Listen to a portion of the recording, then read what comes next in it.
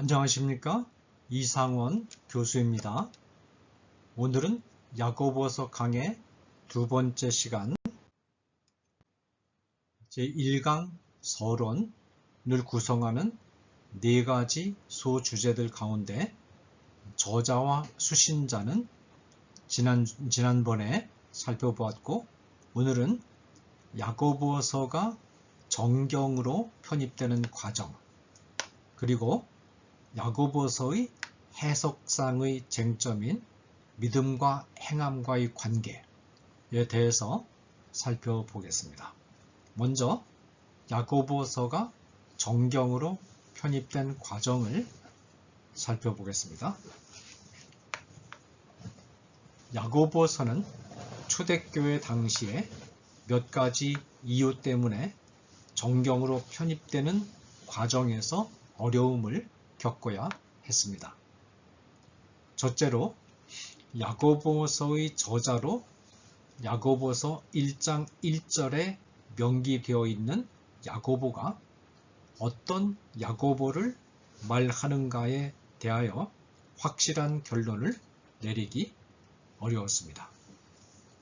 둘째로 12사도 안에 포함된 야고보라는 명칭을 가진 두 사람 가운데 한 사람은 일찍 순교했고, 다른 한 사람은 뚜렷한 족적이 없어서 이 서신의 저자가 아닌 것이 분명한 상황에서 12사도가 아닌 사람을 저자로 인정하는 것도 탐탁하지 않았습니다. 셋째로 일부 이단적인 성향이 있는 종파들이 야고보서를 자주 인용함으로써 야고보서가 오해되었습니다. 넷째로 특별히 야고보서의 내용은 초대교회에서 전개되었던 논쟁의 중심 주제가 아니었습니다. 초대교회 시대에는 극심한 핍박 속에서 신앙과 교리적인 순결을 보존하는 문제에 관심이 집중되었기 때문에 윤리적인 실천을 강조하는 야고보서의 내용이 다소 호소력이 약했다고 볼 수 있습니다. 서방교회의 터툴리아는 야고보서를 전혀 인용하지 않았고, 주 170년에 등장한 무라토리 정경이나 360년경에 등장한 아프리카 정경 목록인 몸젠 목록에도 정경으로 포함되지 않았습니다. 그러나 4세기 중엽 힐라리는 야고보서를 정경으로 인정하고, 이어서 제롬도 저자 문제에 대해서 의심하는 자가 있다는 토를 달기는 했지만 야고보서를 정경으로 인정했습니다. 그래서 라틴어 번역본인 벌게이트 역본에 포함시켰습니다. 후에 어거스틴이 야고보서를 정경으로 인정함으로써 야고보서를 둘러싼 정경 논란은 종지부를 찍었습니다. 382년에 로마 회의, 397년과 419년의 카르타고 회의에서 야고보서는 정경으로 인정되었습니다. 히라버권에서는 3세기에 오리게네스가 야고보서의 정경성을 인정했습니다. 특히 오리게네스는 요한복음 8장 24절을 주석하면서 죄 가운데서 죽어가면서도 그리스도를 믿는다고 말한다면 그는 그리스도를 믿는 것이 아니다. 선행이 없는 믿음이 거론된다면 그런 믿음은 야고보서에서 보는 대로 죽은 믿음이다 라고 말함으로써 이행득의 사상, 즉 행위 구원론을 말하는데 야고보서를 인용했습니다. 4세기 초 교회사가 유세비우스는 논란의 여지가 있는 책이라는 논평을 달긴 했지만 야고보서를 정경으로 인정했습니다. 히라버권에서 진행된 야고보서의 정경성 여부에 대한 논란은 아타나시우스가 367년에 정경성을 인정함으로써 종지부를 찍었습니다.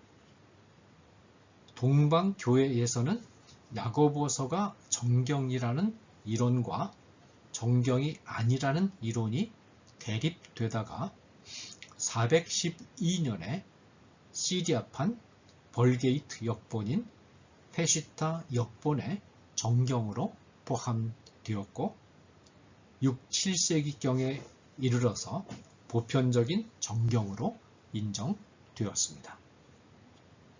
8세기 중엽 다마스커스의 요한이 야고보서를 정경으로 인정한 것을 계기로 동방교회에서 정경성 논란은 종지부를 찍었습니다.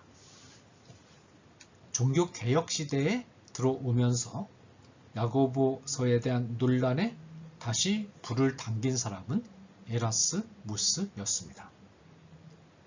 신약성경 헬라어에 정통했던 에라스무스는 야고보서의 문체가 탁월하다는 사실에 주목하면서 예수님의 동생이 이런 탁월한 헬라어를 구사할 수 있겠느냐에 대해서 의문을 제기했습니다.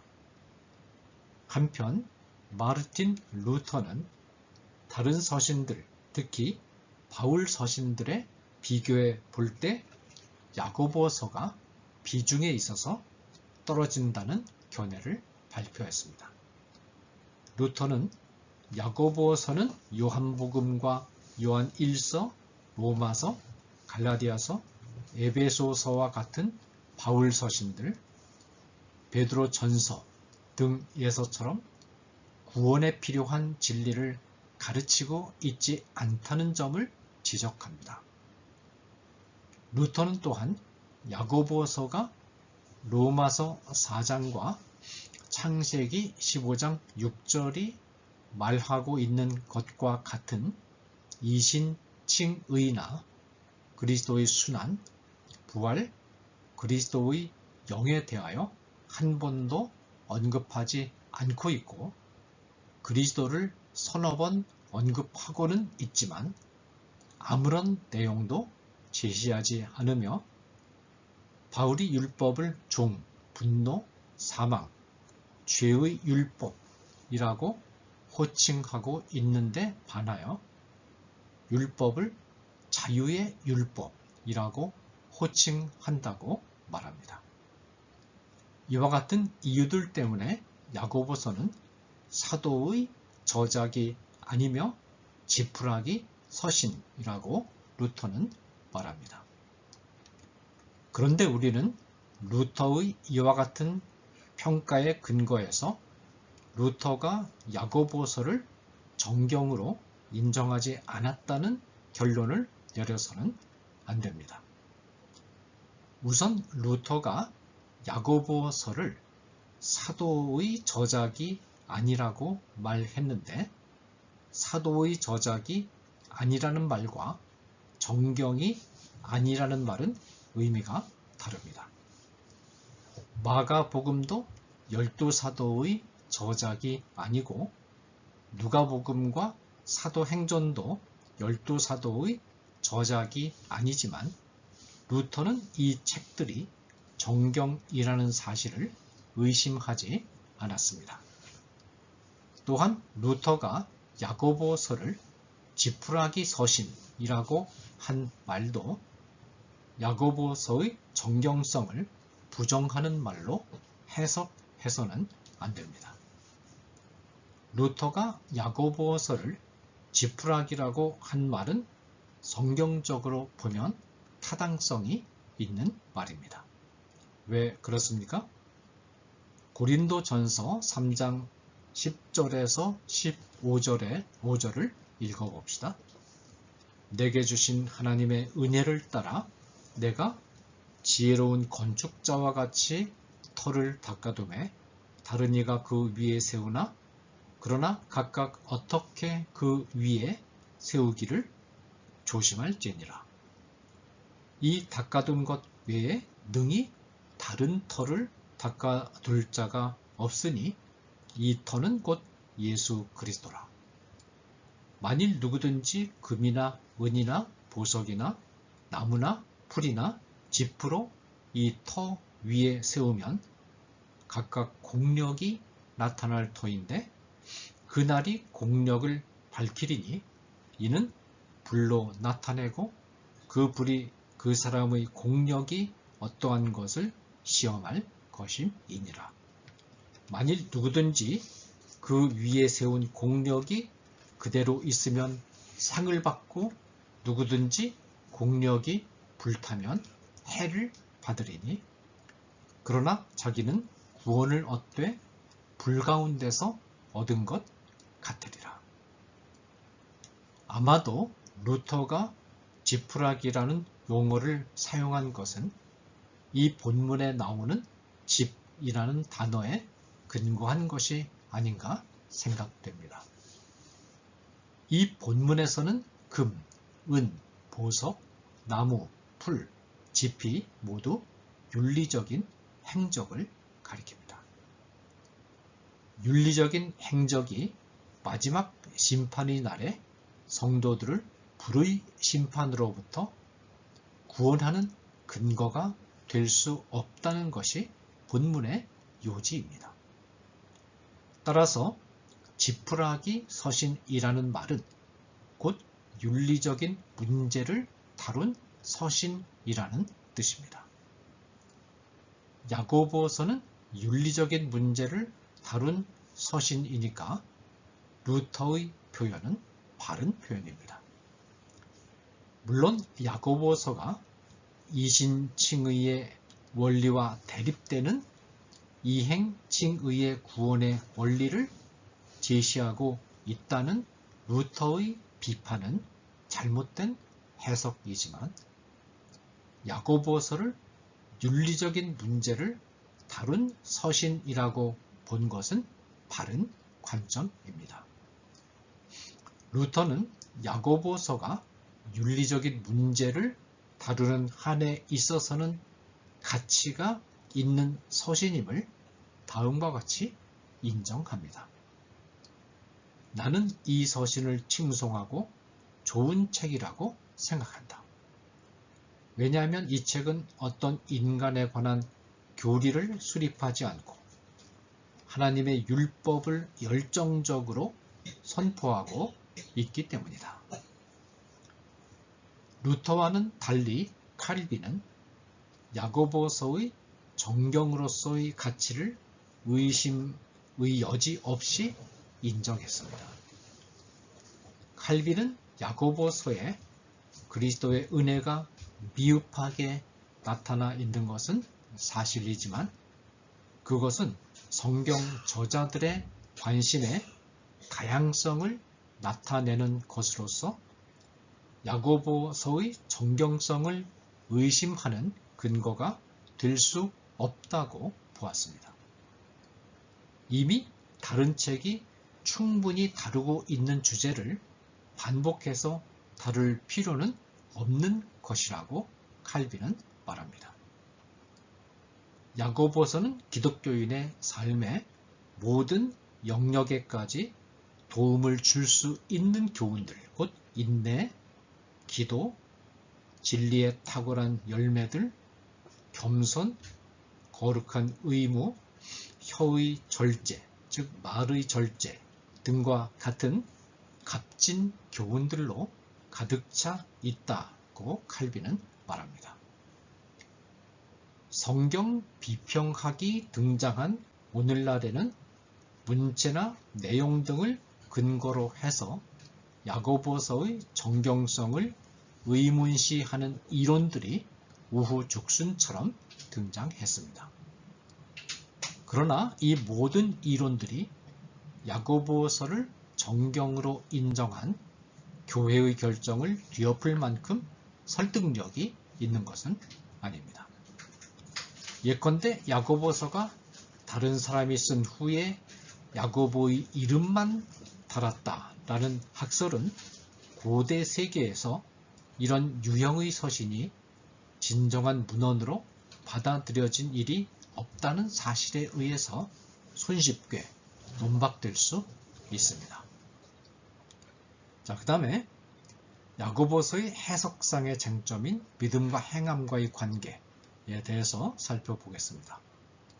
물론 이 주제는 특별히 야고보서 2장을 해석할 때 상세히 다루겠지만 이 서론에서 야고보서 전체를 이해하는 방향성의 문제를 다루는 맥락에서 살펴보도록 하겠습니다. 야고보서를 읽을 때 만나는 중요한 쟁점들 가운데 하나는 야고보가 바울이 주장하는 것과는 대립되는 이행득의의 구원의 방법을 제시하고 있는가 하는 것입니다. 이 질문에 대해서는 본론을 해설해 가는 가운데 충분한 답변이 제시될 것입니다. 필자의 답변의 방향은 구원론과 윤리의 관계를 설정함에 있어서 바울과 야고보 사이에는 갈등이 없다는 말로 요약됩니다. 조금 더 구체적으로 말한다면 바울과 야고보가 모두 동일하게 구원은 오직 하나님의 은혜로 값없이 믿음을 통해서 받게 되며 구원받은 백성들은 구원의 은혜에 대하여 감사하는 마음으로 하나님이 제시하신 규범에 마땅히 순종하는 삶을 살아야 할 의무가 부과된다는 가르침을 제시하고 있다는 것입니다.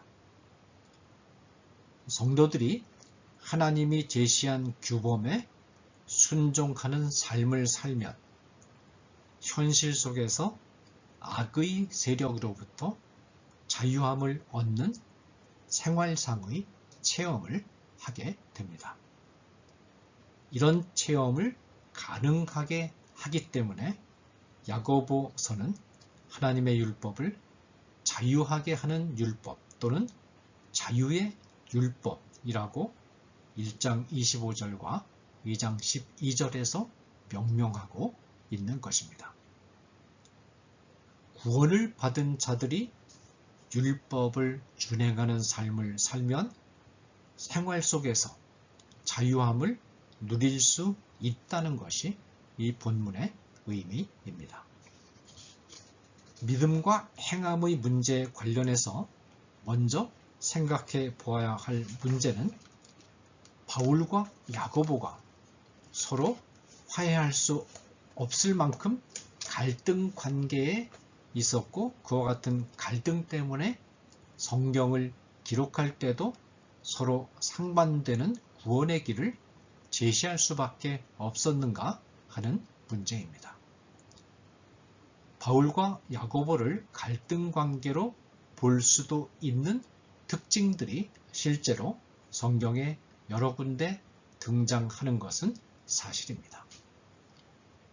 예를 들어 보겠습니다. 우선 첫째로 바울이 2차 선교 여행을 떠날 때 마가를 포기하고 실라를 택한 행동, 사도행전 15장 22절과 32절에 기록되어 있습니다. 이 행동이 야고보의 지도하에 있었던 예루살렘 교회와 바울이 서로 갈등 상황에 있었음을 뜻하는 것으로 해석하는 사람들이 있습니다. 그러나 안디옥 교회의 문제를 혼자 해결하지 않고 예루살렘 교회에 의뢰할 만큼 예루살렘 교회를 존중했고 예루살렘 회의를 통해서 원만한 합의점을 도출해내고 이방 교회와 예루살렘 교회의 형제애를 확인한 직후에 바울이 예루살렘 교회에 불만을 품는 행동을 했다는 것은 아무리 생각해도 납득할 수 없는 판단입니다. 바울이 예루살렘에서 파송한 바나바의 생질인 마가를 데리고 가자는 의견에 반대한 이유는 선교 전략상의 판단이지 반 예루살렘 교회적인 판단은 결코 아닙니다.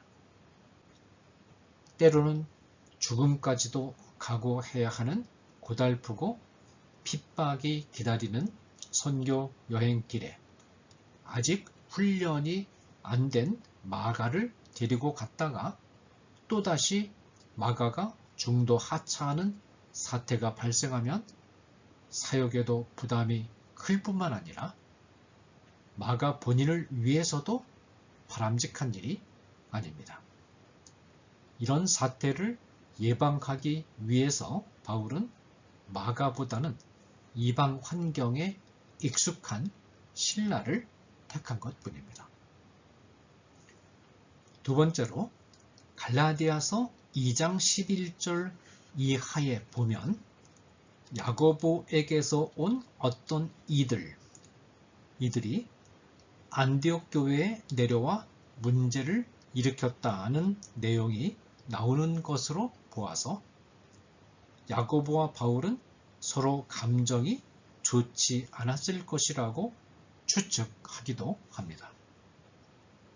그러나 갈라디아서에 있는 야고보에게서 온 자들은 야고보가 의도적으로 파송한 자들이 아니고 예루살렘 교회 성도들 가운데 유대교의 관습을 완전히 벗어나지 못한 강경파들로 보는 것이 정당한 해석입니다.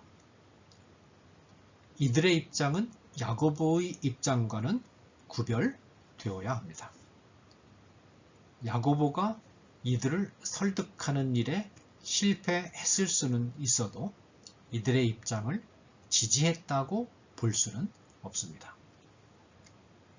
셋째로 바울이 3번에 걸친 선교 여행을 마치고 예루살렘으로 돌아온 후 과격한 유대주의자들에 의해서 괴롭힘을 당하고 체포당할 때 예루살렘 교회가 아무런 조치도 취하지 않은 것은 바울과 야고보의 관계가 좋지 않았던 증거라고 말하기도 합니다. 그러나 예루살렘에서의 바울 체포 사건은 예루살렘 교회가 미처 예상하지 못했던 사건일 뿐만 아니라 사건이 너무나 숨가쁘게 진행되었기 때문에 손을 쓸 여지가 없었습니다.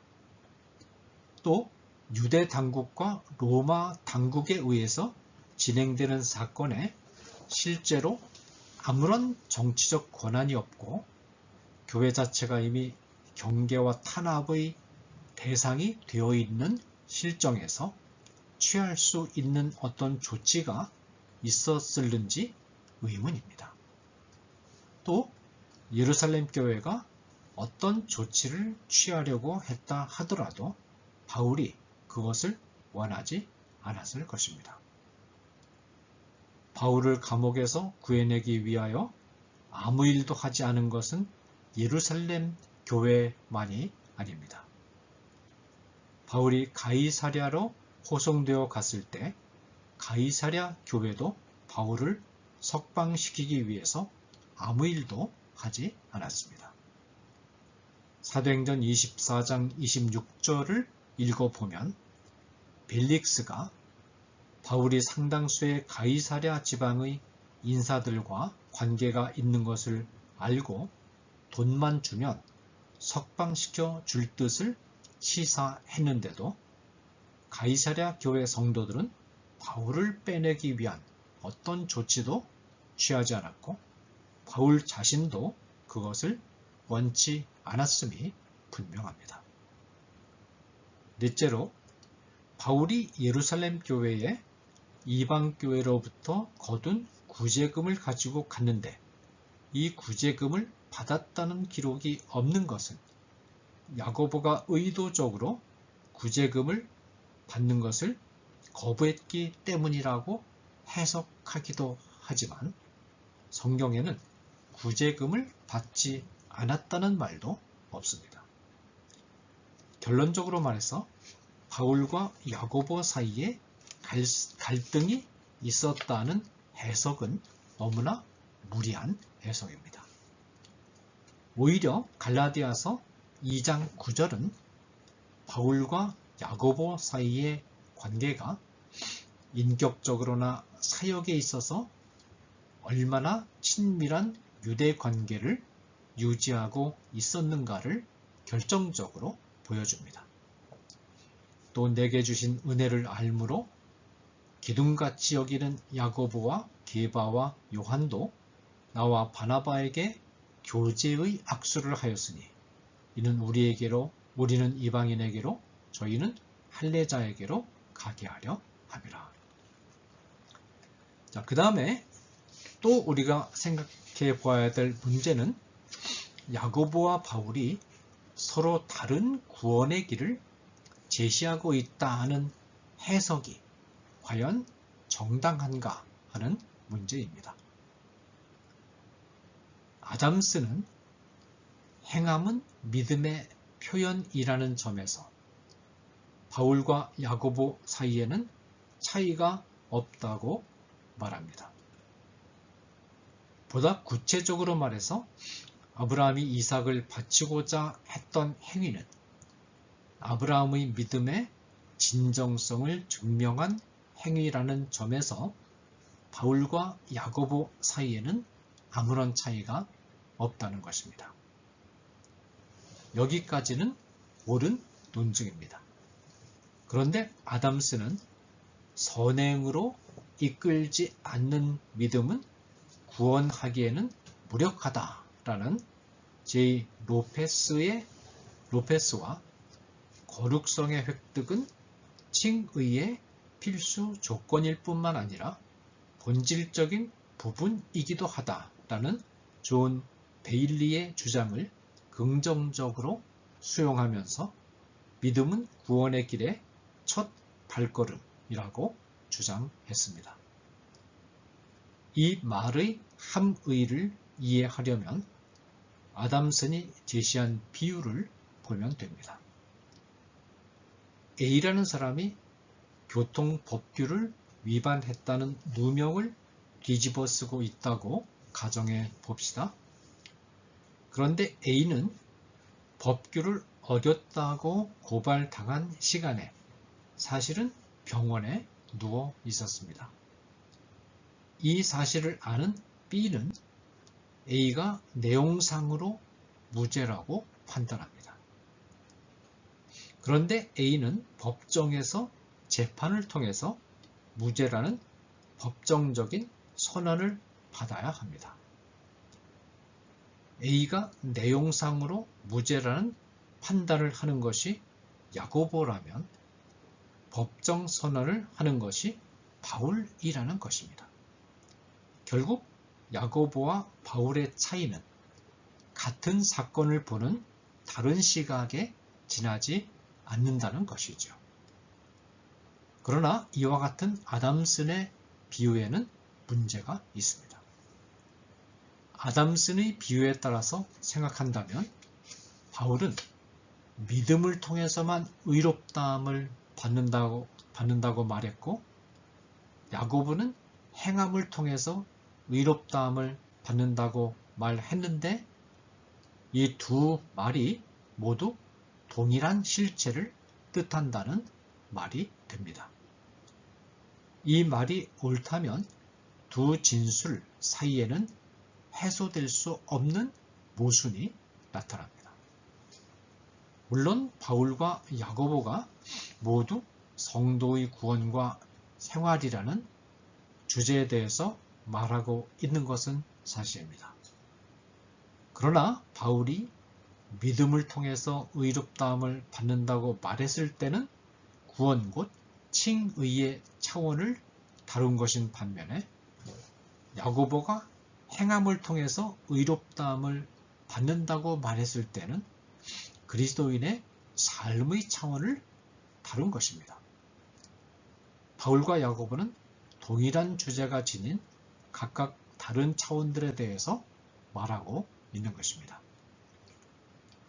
한편 더글라스 무는 유대인들에게 있어서 율법은 구원에 이르게 하는 수단이 아니라 하나님의 은혜 안에 머물게 하는 수단이었다고 말하는 E.P. 샌더스의 언약적 율법주의는 바울 당시의 유대인들이 실질적으로 행위 구원론과 율법주의의 입장을 취하고 있었다는 사실을 바르게 설명하지 못한다고 지적하면서 언약적 율법주의가 야고보서에 반영되어 있다는 해석을 반대합니다.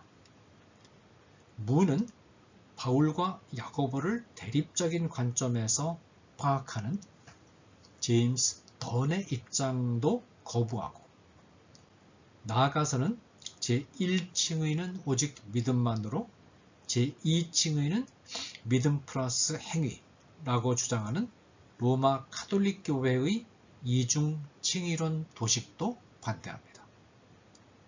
무는 야고보서 2장은 의의 증명으로서의 의롭다함을 말하고 있는 것으로서 구원론적 차원을 말하지 않는다는 점을 강조합니다. 야고보는 믿음의 행위가 더해져야 한다는 말을 하는 것이 아니라 참된 구속신앙은 행함을 의지적으로 원한다는 말을 하고자 하는 것임을 무는 지적합니다. 그런데 무는 계속해서 말하기를 참된 신앙은 남녀의 운명을 최종적으로 판단할 때 판단의 대상이 될 행함을 산출한다고 말함으로써 다시 혼란에 빠져들어갑니다. 행함은 마지막 심판에서 하나님의 옹호를 확보한다. 라고 무는 말합니다. 무의 말은 칭의 때는 행함이 제시될 필요가 없지만 마지막 심판의 날 곧 영화의 날에는 행함이 운명을 최종적으로 판가름할 때 필요하다는 함의를 시사하고 있습니다. 그렇다면 이 해석은 중대한 오류입니다.